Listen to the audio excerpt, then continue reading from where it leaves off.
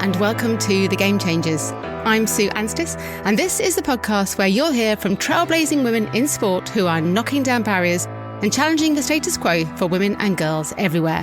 What can we learn from their journeys as we explore some of the key issues around equality in sport and beyond? I'd like to start with a big thank you to our partners Sport England, who support The Game Changers through a National Lottery Award.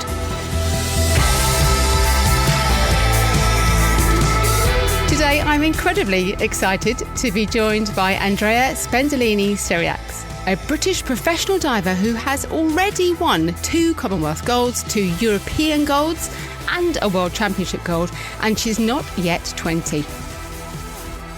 Andrea burst onto the scene as a 13-year-old, making her international debut, and just 2 years later, she won her first solo gold at the 2020 FINA Diving Grand Prix and was also recognised as BBC Young Sports Personality of the Year. Andrea's become a real advocate for addressing some of the stereotypes around aesthetics in sport and body image. She'll be competing at the Paris Olympics this summer and will definitely be one to watch.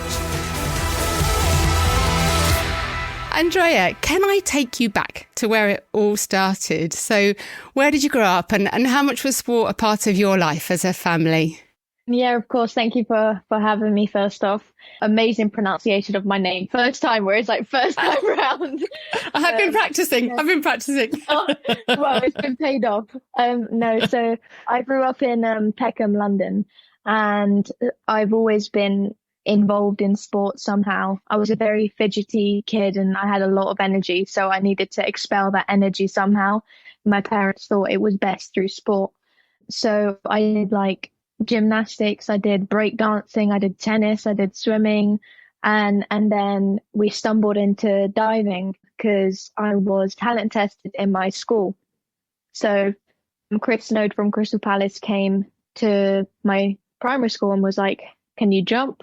Are you flexible?"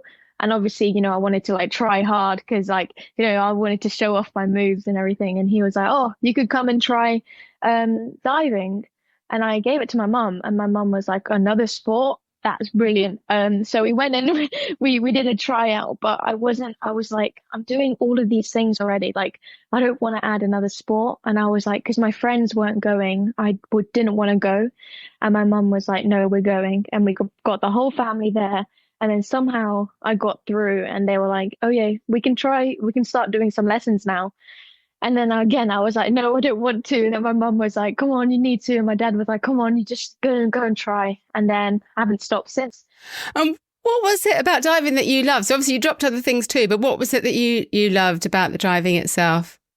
It's very different to the other ones. Like in gymnastics, I was really scared of the landing, like the fact that if I landed wrong, something could happen. And swimming was also too boring for me, like just swimming back and forth. Like it's a life skill and I'm glad that I've got it, but to do it like every day, I wasn't passionate about it. And then diving was just so different. It's like, I don't really know how to describe it. It's just, you have that adrenaline rush, every time that you jump. And then to be able to do those like dives and everything, sometimes like even now, I'm like, I don't know how my body does that. But no, it was just really exciting and it was something extremely different and it made me very, very, set apart. Like no one really did diving around me. No one knew what it was. I didn't know what it was. So it was very exciting. And what was the training like as a young diver? So how intense is it? Because I think you've mentioned the swimming, I know kind of becomes all hours of the day and early mornings and so on. So how intense was the diving training as a young person? So it depends how many days a week you do, but it starts off maybe like 2 hours once a week, and then you can up your days. I did from age maybe 9 to just before lockdown, I was doing like 5 to 6 sessions a week, and I was doing 4:30 till 8 on the weekdays, then 7 till 12, 2 till 5 on Saturday, and then 8 till 12 on Sunday, and Monday was off. So it was like full on. Like I'd have my whole day at school, would finish at 3:30. I'd go straight to Crystal Palace. and then do my training session and then get home around 9:30. And if I had homework, I had to do homework, and then I was off to bed. So, I didn't have any weekends when I was younger, and lockdown was a really nice like break. I was like, I get to have my weekends. I get to spend time with my family. Like I get to focus on work. And now I do Monday, Wednesday, Friday, 2 sessions. Those are in the morning and the afternoon. And then Tuesday, Thursday, Saturday, 1 session. And those are kind of like midday. And I'm sure for many people, the 10-metre high board is quite scary in thought. It's the board that many of us jumped off for a dare at the local swimming pool, myself included. But how quickly did you move up to that 10-metre board? And what is it that you love about diving off a 10-metre board? So obviously, because it's so high and I was really, really small, I couldn't just jump off it straight away. Like you have to go up the levels. Like you can't just throw yourself off. So what they do is they start you off by like going on poolside, then 1 meter, 3 meter, and then you work your way up. You can't start on the 10 meters straight away because it's dangerous. So there's some health and safety that you need to go through. But, I didn't have a choice. My coach was like, your figure is made for 10 meter. And I was like, okay. And she was like, so you're going to be a platform diver. She also was a world champion platform diver on the 10 meter. So she knew. Yeah. And no, she was incredible. Her name is Ten Lin, and she was a Chinese athlete. And so the Chinese technique and the Chinese way of training is very intense. And having that as a young age, like, really shaped who I was as a diver, like the foundation of my technique, the foundation of discipline. There was no way that you could give up in that group. But the first time I dove off, I can't remember how old I was, but it took me a long time to jump. I was like, I'm not ready for this. It's too high. And it felt like I was in the air for hours because I was so light. I wasn't dropping. Like, I was just like, it just felt like I was just floating down. But the first time I did my first 10-meter dive, obviously we start with requireds, and requireds are like the simple dives, the front dive, the back dive, the 1.5s, not the dives that I do now. The dives that I do now are called optionals, and they're called optionals because you choose them. The requireds in junior events, they are mandatory, so you have to do those. But you start off with those. And I just remember feeling like I just hit like a brick wall when I entered the wall. I went in so fast and I came out and I was like, oh my gosh, what has just happened to my body? But it comes with conditioning as well. So you need to do a lot more of those in order to not feel that kind of intense pain. But no, it's really all about progression, because you can't do those dives. You can't do the big dives without having done the little dives as well. And can you talk us through a dive in competition? So firstly, as now, and you're competing at the level you're competing now, so what are you thinking as you're climbing the stairs up towards the top? What's kind of in your mind as you make that approach? So in competition, it's very different to in training, just because the variable of you got judges, you're really by yourself. Like, I kind of look at it now as performing, because there are people there to watch and there are people there judging your performance. So I use it as a way, my family, my mum, my dad say that I'm a showgirl. Like, I really enjoy a show. I really enjoy performing, and I always have. And so my faith also plays a really big role. And I feel like if I only think about a dive, I actually tend to crumble, because I'm putting so much pressure on myself to be like, you have to do it this way. You have to do it that way. Whereas I know how to do the dive. So in competition, it's very important that I remain calm and humble, and just, I pray a lot in competition. So I go up the stairs, stop at 3 meter, I do a drill. I'm still praying. I go up on 5 meter, do a drill. Just remember, like, keeping my focus on God, because when I do that, I feel like I'm more level in my thinking. There's almost like, it's just peace. Instead of thinking of like, okay, the judge is there, my family's there, like there's crowds. Like, instead of thinking about all the other variables, I'm only focused on one thing. And that one thing helps me to recenter myself and to refocus my thinking and my eye line. And also, it's important to remember, like, there's 5 dives in a competition. So if you're on your first dive and you're already thinking about your second, third, fourth, and fifth dive, you're actually disrupting your routine. You need to take it one dive at a time. And my coach always goes, okay, that dive's done, out your head. Whether it was good or bad, doesn't matter. It needs to leave your head because you've got more to do. And a competition is never finished until the last dive and until the last diver. Let's say you do a bad dive. It's not over because you still got more dives to go. Let's take, for example, my first dive. My first dive is a handstand. And I'm always very shaky, just the adrenaline, a bit of like excited nerves. And so whenever I'm in my handstand, I'm always like, please God, please just let me hold this handstand. And I'm just like, my legs are like physically shaking on the way up. And then once I'm up there, you have to hold it for 3 seconds. And then I'm just like, okay, go. And I just push and I just do the dive like I would in training. And that kind of starts my competition off like, okay, the first dive's done. I can just warm up into the competition. But no, I really do enjoy competing. I feel like it gets more fun as the years go by. I remember when I was younger, I was like petrified because I was looking at it in the wrong way. Whereas now I look at it as an experience and as a way of performing, you know.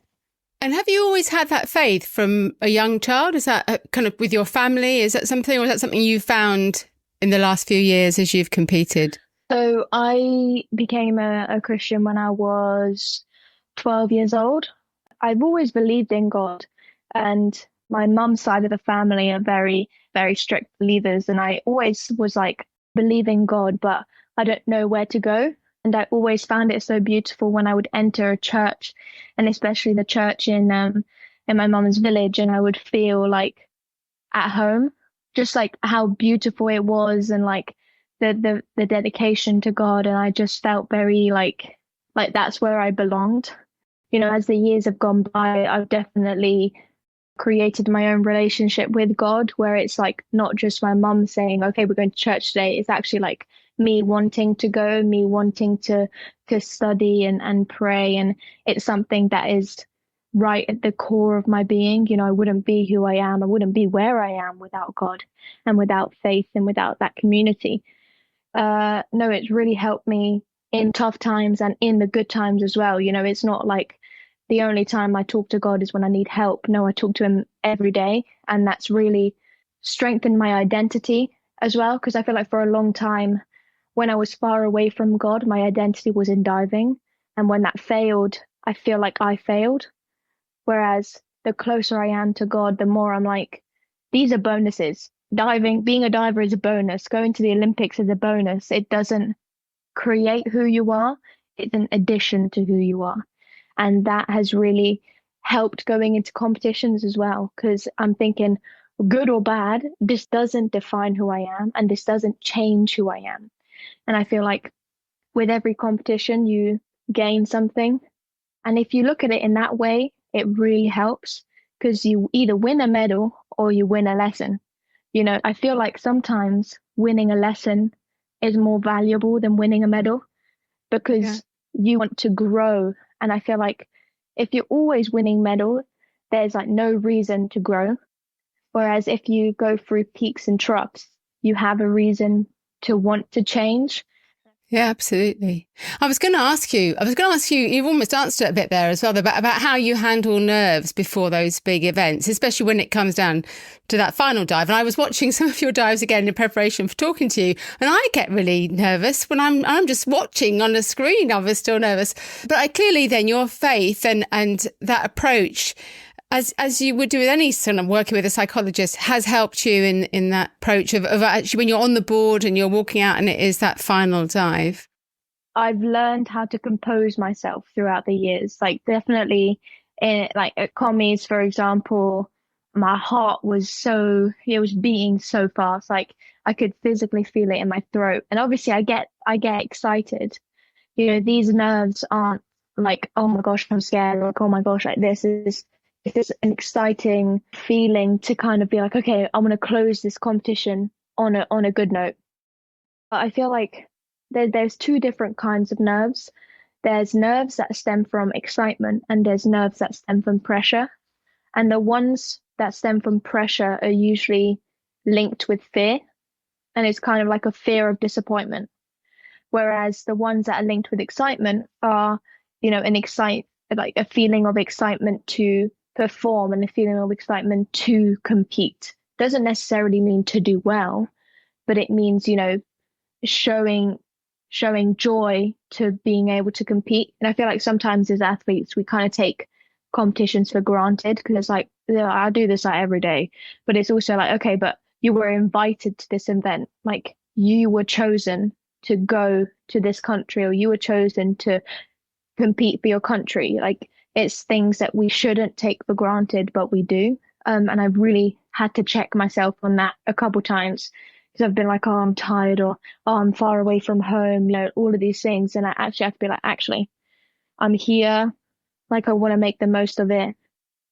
Doesn't really matter what happens. I just need to enjoy the process. And that's what me and my coach have been working on, which is just enjoying. Because if I don't enjoy, it doesn't matter if I win or if I don't medal, like I would not be happy. Like I said this a couple of times, but I don't want to do my last dive and feel relief. I want to feel joy. Lovely. That's fabulous to hear. I was just going to take you back, if I could, do before 2022, so Tokyo, because it was a very different experience, wasn't it? You were just 16. There was no crowds there. So what was that experience? I feel it from the outside, you feel it must have been tough for athletes, but to have such a milestone and not have the crowds and the people around you, what was that like? It was incredibly difficult. I'd gone through a lot already since, COVID, coming back, starting training again was absolutely terrible. I hated it. Like it was so hard. And then leading up to Tokyo, I had my GCSEs and I had to do them at home. I wasn't allowed to go into school. I wasn't allowed to go see my friends. I was only just allowed to see my family. And that kind of restriction made it feel like I was caged. And I know everyone was going through this because of COVID times, but it was so hard. Like I wasn't able to celebrate with my friends, with whom I had lived my whole diving life with, basically. And then this was to ensure that you didn't get any infection ahead of the Olympic Games. This was COVID protocols and everything. Yeah. So I was like, totally respect your decision. Like, I totally respect this. I want to do this myself. I want to go to the games, but I was also so tired mentally and physically. I had struggled a lot in training. I was very inconsistent. I wasn't doing well mentally. And so going out there, having already been feeling isolated, and going out there and feeling even more isolated, my family wasn't there. It was just so hard to push through. And I just felt like I was just floating like the whole time. Like I would be at training and it didn't really matter how it was going. Like I really didn't care. So I was just diving and just diving for the sake of diving. I didn't really have a goal. I didn't really enjoy it. And yeah, looking back, like I was looking at photos and I was just like, man, it was such a dark time, because it should have been like, this is the biggest milestone so far in my career. Like I'm 16 and I'm at the Olympic Games, and it just felt like I much rather didn't want to be there because I just wasn't happy. Like it wasn't fulfilling either. And when some people say, oh, like when I get this, I'll be happy. I thought when I got there, I feel like I completed it. And it was like, I feel so incomplete. No one was in the crowds. I was like, oh, where's the support? And obviously we had like our teammates there, but it's nothing in comparison to having actual people there. And they had like a TV or a speaker that was doing fake noises just to make sure that there was some noise in the arena. And I was just thinking to myself, this is not how I want my first Olympic Games to go like. But other than that, I try to end every day with some gratitude. Like me and my teammate Scarlett would go out and sit together in the evenings and just look at the skyline and just be like, we just were telling each other what we were grateful for that day, and talking to each other. It was so nice to have her there and kind of be like that older sister that I never had. And those are always the memories that I will hold on to the most with the Olympics. Not even the competition, not even the training, not even the food that was really good. just those moments in the evening that I could take with my friend and just actually feel like it was an Olympic Games. Because remember, like, we had to go around outside wearing masks. Looking back now, I just think, oh my gosh, like such crazy times. But no, it was very, very, very different and very difficult. So I'm very excited for Paris because I know it's not going to be anything like that. And you said that earlier, I love that phrase, talking about the joy and finding the joy in it. So clearly that sounds like, it was, as you said, it's a dark time there coming back. So what shifted and changed in terms of your coming back from Tokyo? How were you kind of feeling mentally there, and where did that change occur to get you? I'm going to come on then to 2022, but that kind of timing between your kind of breakthrough year from coming back from the Olympic Games. It actually got worse after the Olympic Games. No, it got a lot darker after the Olympics, which is not something nice to say, but it's the truth. I got back, and sometimes I struggle with things called mental blocks. And I had those out in Tokyo, but those were like, I could deal with them. And then when we came back after a break, my mental blocks got really bad. What do you mean by mental blocks? Sorry. Like, for example, mentally, your brain is telling you can't do this dive, so physically you don't jump. And for me specifically, my brain was telling me that I was going to do a completely different dive. And so I wouldn't physically jump because I was scared that I would do what my brain was telling me. And that completely, like, it just took over my life. When I was at training, I was thinking about training, and like that fear, like it really like drained me. And I was at school and I was thinking about training, and I was at home and I was thinking about training. And then my school started to take a hit. And then my life at home started to take a hit as well. And then my life at training started to take a hit. So everything kind of came crumbling down. And in December, we were supposed to go to Junior Worlds, but due to some circumstances, we weren't able to go. And I've never felt such relief from a competition being cancelled. And I hate saying that because it was such a great opportunity, but not being able to go allowed me to take a step back and say, I'm going to take some time off because I can't jump and I'm too scared to jump.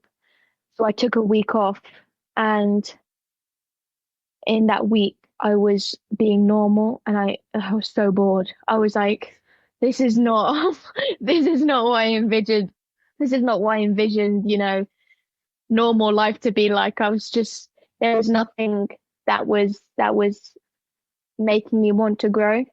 And I said, oh, something needs to change, because as it is right now, I will quit. So me and my mum made the decision that I would change coach. And this is where I started my relationship with Alex Rotras, who is my now coach. And I said to Alex, I called him and I said, listen, I know right now you're struggling and there's a lot of people on your plate. I'm so sorry, but I will either quit or I will move into your group or whoever is there. I don't care who's there. I just need someone. I need a different atmosphere. I need a change of pace. And he was like, he just welcomed me with open arms. And at that time, we unfortunately lost a coach. And so Alex was juggling 13, 14, 15 people all at once. And I was like, he was like Superman. I was like, I don't know how you're doing this, but thank you. And he was like, okay, we need to start fresh. Like, we can't just put you onto metre. Like, he went through mental blocks as well as a diver. And so it was so nice to be able to relate to someone else, because he understood what I was going through, not to the extent of like, oh yeah, like I completely, but he was very understanding. And he was like, okay, we first need to get you to love this sport again. Otherwise you don't want to make changes. And I was like, completely agree. And, I was just coming into training, like there were loads of people. So I just felt like it was a huge community compared to my small group of 3 before. And it just felt like a breath of fresh air. And I was just like, I am excited to come into training. And it was so nice to have that joy back again. And then as time kind of progressed, I just started doing my dives again. And it wasn't like I didn't want my dives to be perfect. I was just happy that I was doing them. I was like, I'm happy that I'm throwing myself off. Like, even though those thoughts still came back every now and then, they were a lot easier to deal with because I had joy. Whereas before it was like I just let my brain take over because I wasn't happy anyway. So now I was kind of fighting, and I kind of miss that. I miss that version of me that was willing to fight. And when I had that back, I was like, the devil's not going to stop me. Like, I'm just going to keep on pushing and pushing and pushing. And with each competition, I would do better. You know, I wasn't winning straight away.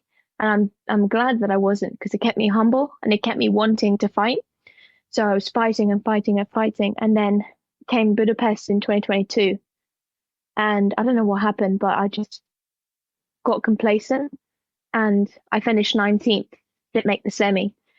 Distraught. I was like, Alex, I love diving now. Why is this happening? Like, I'm so upset. And then my physio came over to me and said, this is the kick you need to never feel like this again. And I've never felt like that again. So when it came back after Budapest, I was training to win. I wasn't training to just train. I was training to win. And that kind of mental change and that mental switch really just like, boom, I just like ignited like a fire inside of me that I'd never seen before. And I was like, I'm going for it. So commies was an incredible, you know, testament of the glory of God. And then after that, I was so tired. We went to Europeans in Rome, like literally 3 days after. And I was like mentally gone, physically gone, emotionally gone. And I was just like, it was the first time I'd been in Italy in 3 years. So the fact that I was in Italy, I was like, I don't care what happens here. I'm happy. And it turned out to be amazing again. All of that stemmed from joy, and all of that stemmed from loving my sport and actually wanting to grow. Because before I was okay with being stagnant. Like, I was okay with not doing very good. Like, I was doing okay and that was enough for me. And now it's kind of like, I want to keep on pushing boundaries. I want to keep on pushing and pushing and pushing and see what I can achieve, because they're all bonuses in my life. They don't make me who I am. They're just an addition to who I am. And I feel like that kind of change really does help with all of the competitions. What's the name of your physio, to give them a shout out, who kind of said that whole... Gareth. Okay. I love that. Gareth is just, honestly, he's got a load of wisdom. He's got so much wisdom. Like, when we do physio and like trips and stuff, we always have nice conversations, but he really was like, it's the kick that you need. And I was like, it absolutely is. And I went to see my parents after the competition as well, and I was just crying. They looked at me and they said, like, listen, you're never going to feel like this again, because I know, like, my mum always tells me, she knew when that competition didn't go well, that the rest was going to be amazing. Yeah, that's so good, so true. You mentioned going out for the Europeans in Rome, and obviously your mum's Italian, so it must have felt like a second home games almost, having been at the Commonwealth Games as well too. It was so nice, but I never had like a home games before, and then going from commies, then going to Rome, I was like, this is the best year ever. It's interesting at Rome, so the dives were at the outside pool, which was really beautiful to watch as a spectator. But how different is it for you competing as an athlete? So strange. The sun was just like in your eyes. I've never dove outside on 10 meter before. And I was like, I'll be honest, I didn't have the mental strength to kind of like adjust. So I was just throwing myself off and hoping for the best, hoping and praying. But looking back now, like, it was okay. Would I do it again? Like, if I had the choice, no. But, I got a bit of a tan, got very burned. And I was in Italy, so I had ice cream every day and pasta every day. I was happy. And you got a gold medal? Yeah, I got 2 gold medals, so even happier. So you got gold in the Commonwealth Games, then 2 golds at Europeans. And then early this year, you became the first British woman to win an individual World Championship medal in an Olympic event when you won bronze in the 10 metre in Doha.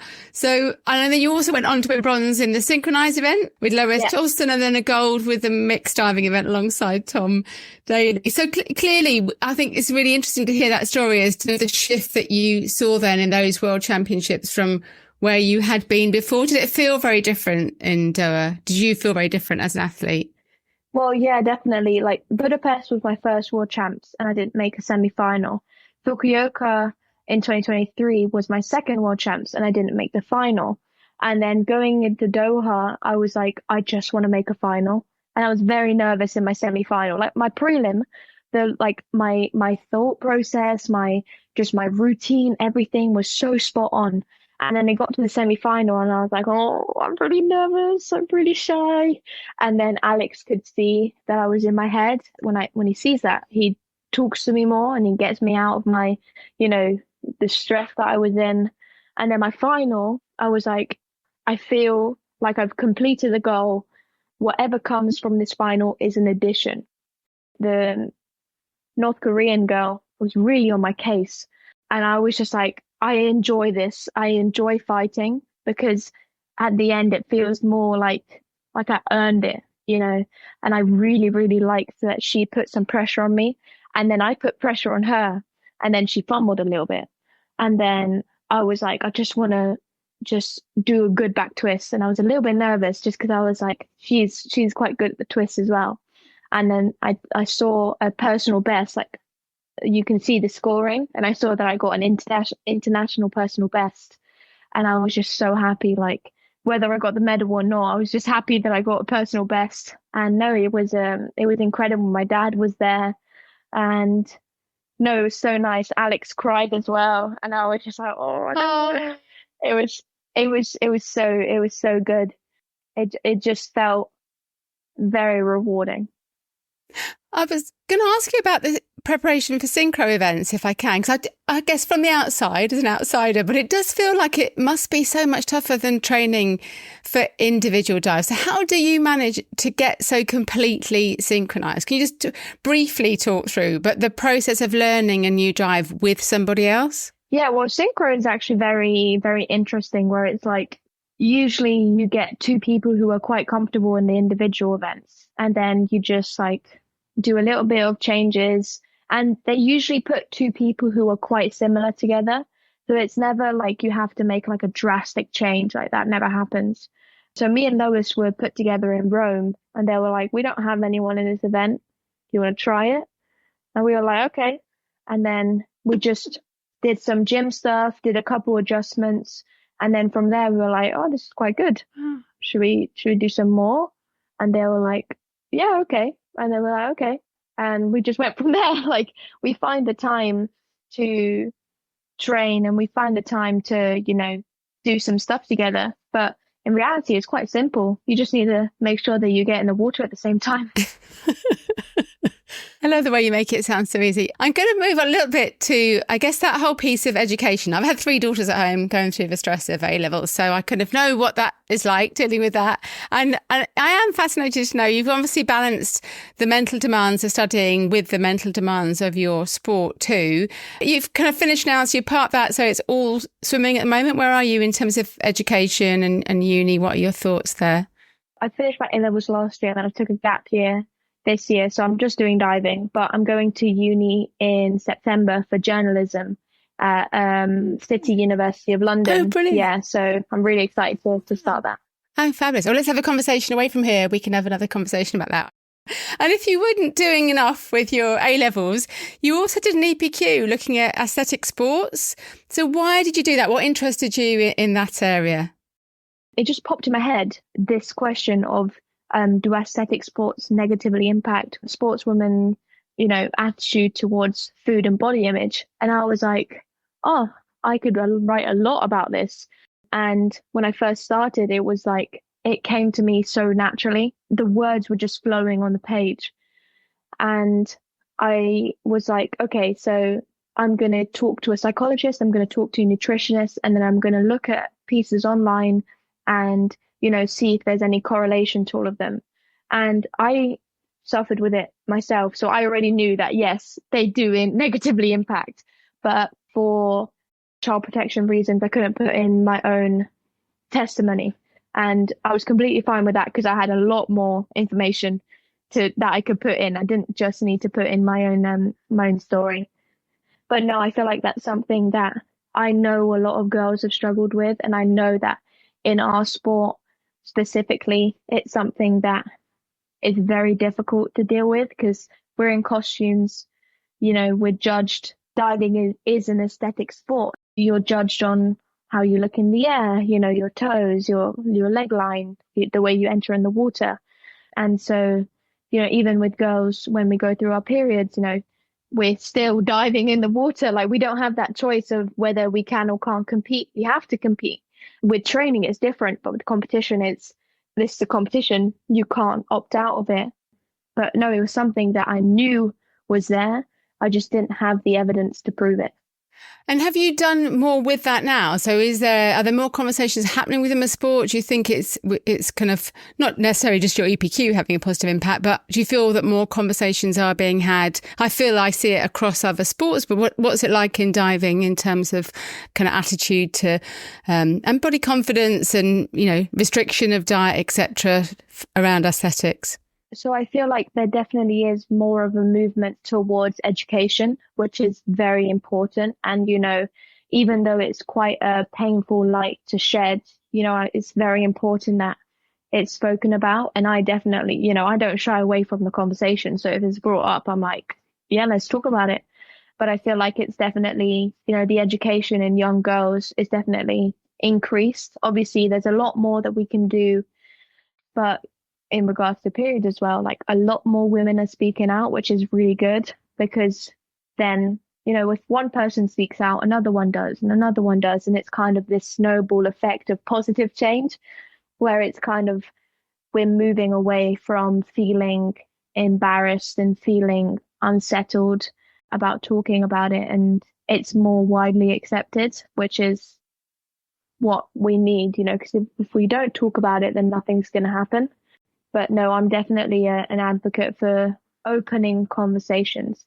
Boys struggle with it too. And that was something that I didn't know because I'm not a boy, I'm a girl. So I'm only looking at the girl side. But I really do want to look into the male perspective because I'm sure that there is one because everyone goes through it at a certain point in their life.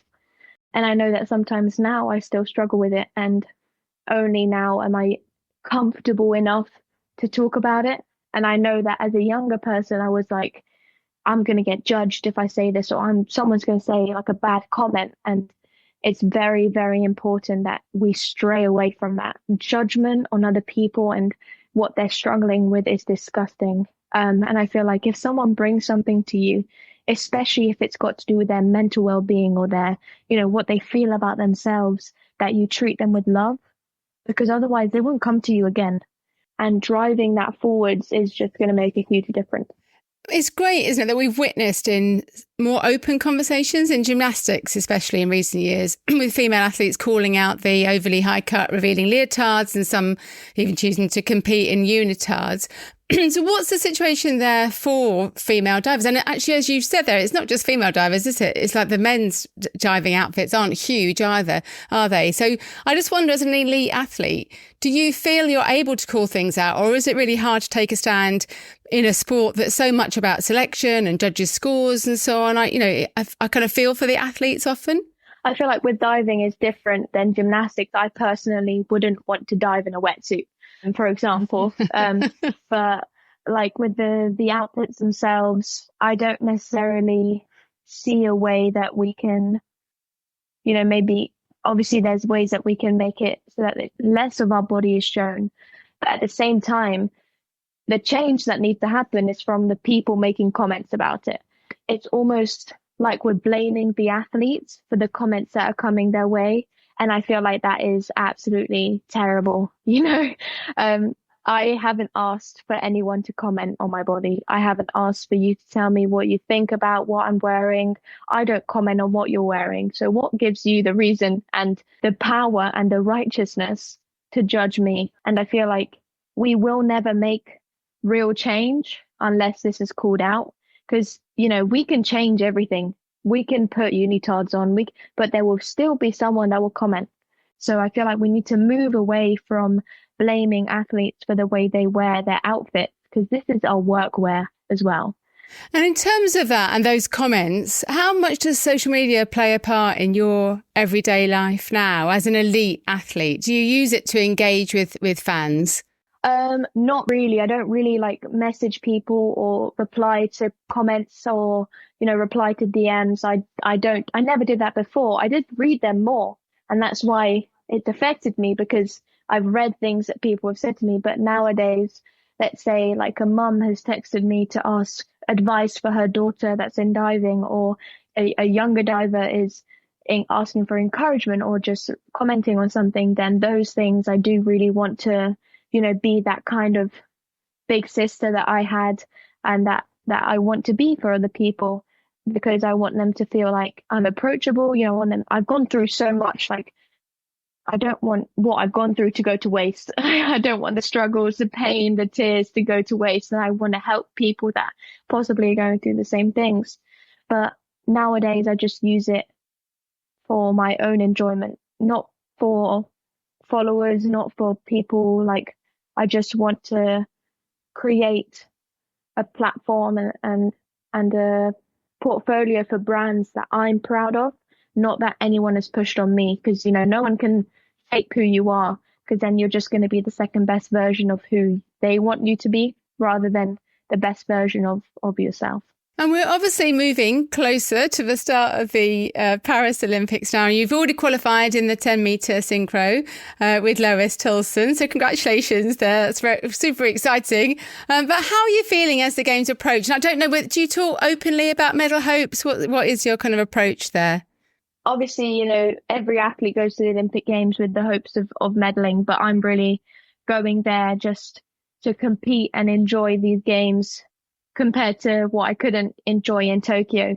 And whatever comes from it, comes from it. I'm not going to be sad or like beat myself up. I'm going to use it as motivation, but I'm also not going to be like, okay, I'm complete now if I do get a medal. But I'm not going there with like a definite, I want this, I want that. I'm going there with an open mind. I'm going there to enjoy myself. I'm going there to really just put on a show.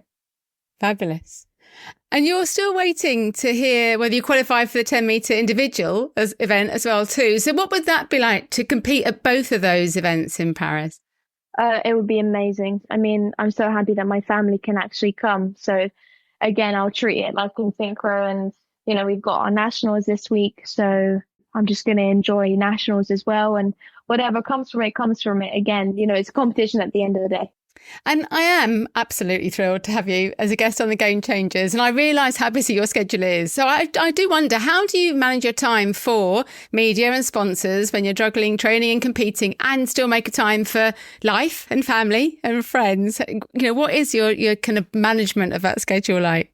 Well, this time around, I don't have school, so that really does help. Yeah. But again, my agent Hugo and Jake are incredible. They really do help to find time, and Alex is also very helpful. Training I don't want to make training my life. So let's say I miss a session, it's not like the world's going to crumble. And I really want to create personal relationships with partners and brands, because I want it to feel like I want to do it, not that I feel like, just because I'm contractually obliged, I have to do it. And, with Adidas, Toyota, Eurostar, to work with them has been so fun. And I've really enjoyed the process and, leading up to the games and everything. And it's just I've been proud of those partnerships, and I've been proud to represent them and to do, documentaries of them and things like that. It's just been an incredible journey thus far, and I feel so blessed. Like, I didn't think I'd ever get partnerships like this, but to be able to actually get them and represent them, it's so good. I wondered, just in closing, finally, if you were talking with your younger self, or a young woman starting out in elite sport, and I'm sure you're asked this a lot, but what kind of advice do you share? What advice would you share to someone starting out? The invisible boundaries that are placed don't actually exist, and don't feel closed off by the opinions of other people, because first off, they're not living your life, and second off, they don't actually know. No one knows what the future can hold. So why not give it your all? Why not work hard and believe that you can do it, and then actually push yourself to break boundaries and to make history? Not just for yourself, and not just so that you can take all the glory and say, I've done it all, but actually to further, and to further encourage other people and to further help women's sport, and not just women's sport, but your community, your friends, your family. Because I feel like with every struggle is an opportunity to help someone else struggling. Nothing is ever done in vain. Like your pain, your past, your whatever you've gone through is never done in vain. There's always someone that needs help. So I feel like don't live your life selfishly. Don't live your life only thinking of yourself. Actually take the time to help other people around you, to encourage someone else. Because at the same time, you also find ways to encourage yourself. Because if you're telling this person to do this, there's no way that you can't do it yourself as well. But I would really encourage them to try something new and be kind to yourself. You've only got one body, one mind. Really, really cherish them and take care of yourself.